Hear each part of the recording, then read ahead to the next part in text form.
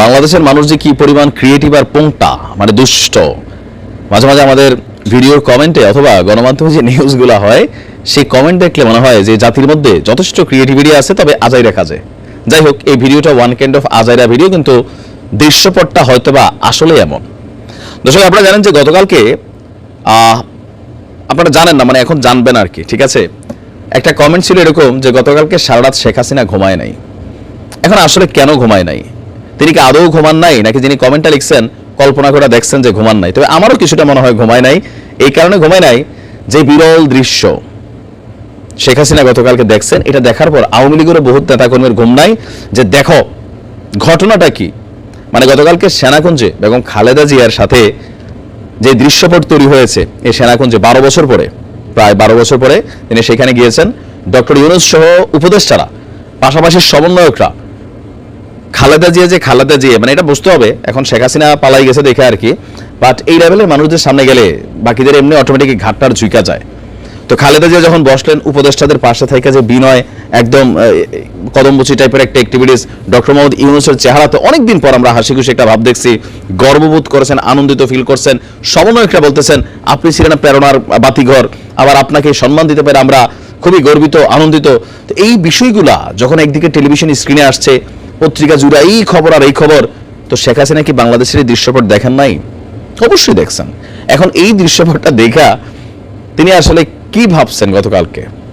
তো ওই বিভিন্ন ভিডিওর কমেন্টের মধ্যে একজনে লিখছে যে গতকালকে এই দৃশ্য দেখে সারা রাত ঘুমাইতে পারে নাই শেখ হাসিনা সহ আওয়ামী লীগের ঊর্ধ্বতন যারা নেতা নেত্রীরা আছেন। কথা কিন্তু সত্য।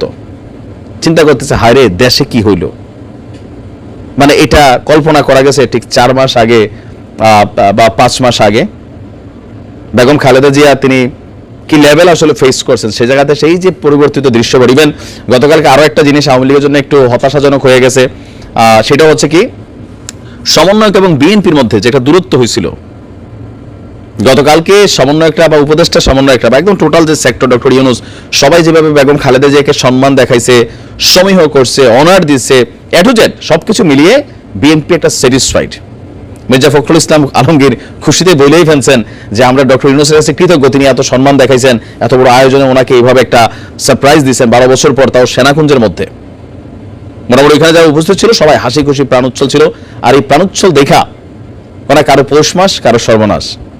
তো এই দৃশ্যপট দেখার পরে স্বাভাবিকভাবে শেখ হাসিনার জায়গায় যদি আমিও থাকতাম আমারও খারাপ লাগতো, আপনি থাকলে আপনারও খারাপ লাগতো। আজকে যদি আওয়ামী লীগের কর্মীরা দেখতো, কেউ যে বিএনপির কর্মীরা দেখতো যে আজকে এখানে শেখ হাসিনা বসে আছেন, উপদেষ্টারা এরকম এসে হঠাৎ করে ওনার কাছে মুরিদ হয়ে গেছে বা ওনারা সম্মান দিচ্ছেন, ডক্টর ইউনূস বলছেন যে হাসুবু আপনাকে পাই আমি গর্বিত, আনন্দিত, বিএনপির নেতা কর্মীরাও গালাগালি করতো বা একটু হালকা পাতলা উল্টাপাল্টা কমেন্ট করতো বা তাদের কাছেও খারাপ লাগতো। তো এই দৃশ্যপট দেখার পরে স্বাভাবিকভাবে 16 বছর ক্ষমতায় থাকার পরে হঠাৎ করে এই পরিস্থিতি দেখে কিছুটা টেনশন তো হবেই। তো যাই হোক, বিপরীত হইতে পারে, আবার এরকম নাও হইতে পারে তিনি হয়তো ধরেন রাত্রেবেলা ভালো করে খাইছেন, সালাদ টালাদ দিয়া ডায়েটও করতে পারেন, একদম নাক ডাইকা ঘুম দিয়েছেন, এরকম হইতে পারে। ভালো থাকুন, আসসালামু আলাইকুম।